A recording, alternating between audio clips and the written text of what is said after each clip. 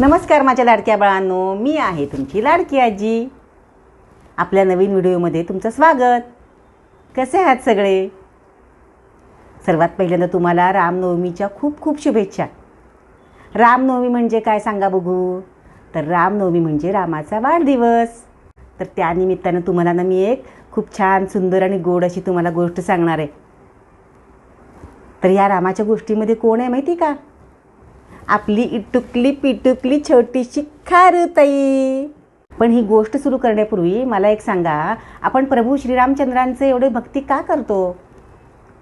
कारण बाळांनो, प्रभू रामचंद्र हे आपल्या देवांमध्ये आपण त्यांना खूप श्रेष्ठ असं स्थान दिलेलं आहे. ते फक्त एक राजाच नव्हते, तर ते एक मर्यादा पुरुषोत्तम होते. कारण की ते एक पत्नी, एक वचनी आणि एक बाणी होते.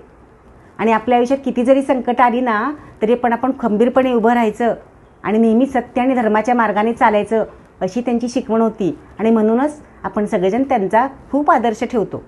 यासोबतच ते किती प्रेमळ आणि मायाळू होते ते या गोष्टीतून कळेलच तुम्हाला.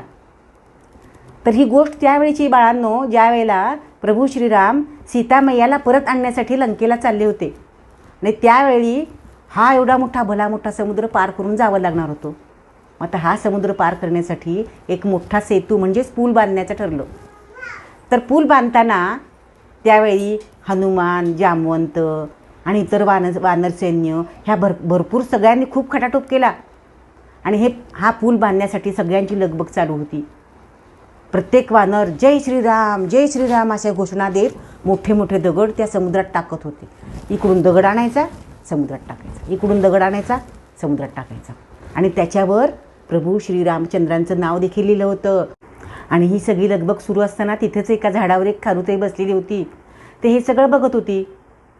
आणि तिला वाटत होतं, प्रभू श्रीरामचंद्र एवढं मोठं काम करतायत आणि मी बापडी छोटीशी एवढी, मी त्यांना काय मदत करणार? पण आपण काहीतरी मदत करायला पाहिजे बरं का, असं तिच्या मनात येत होतं. मग तिनं काय केलं, एक आयडिया केली. ती समुद्राच्या पाण्यात जाऊन भिजायची आणि वाळूमध्ये येऊन लोळायची. आणि तीच वाळू परत तिथं येऊन त्या पुलावर झटकायची. आणि हेच काम ती वारंवार सारखं करत होती. आणि खारुताईचं हे काम चालू असताना एक वानर तिच्यावर मोठ्याने हसला आणि म्हणाला, ए खारुताई, चल हो बाजूला. आमच्या मोठ्यांच्यामध्ये तुझी काय ग लुडबुड? चेंगरशील कुठंतरी आमच्यामध्ये येऊन.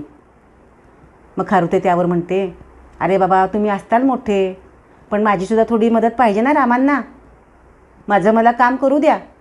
असं म्हणून ती तिचं काम करू लागली. हा सगळा प्रकार प्रभू श्रीराम लांबून बघत होते.